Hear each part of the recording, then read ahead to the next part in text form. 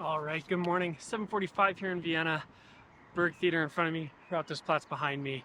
Got up around 5:30, saw sunrise at St. Stephen's Cathedral. What a stunning morning, what a stunning city. A little bit tired, got in last night around midnight by the time I got to the hotel, fighting some jet lag to get to sleep, but honestly, couldn't ask for a better morning. 15 degrees, sunny, it's awesome. Couple hours before we grab the rental car here and then head to the hotel, or head to the hotel in Slovenia.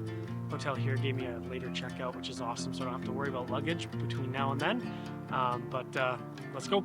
On the road, I've been away for far too long, but now I'm on my way back home.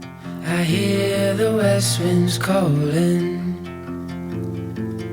out my name. They're telling me to head your way, down your road and past your gates. Keep your eyes on the horizon.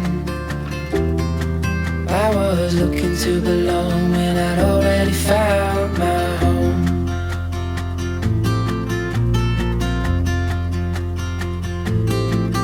Won't be long, I'm there before the setting sun, for you to fall into my arms, the place I call my home. I was looking to belong when I already found my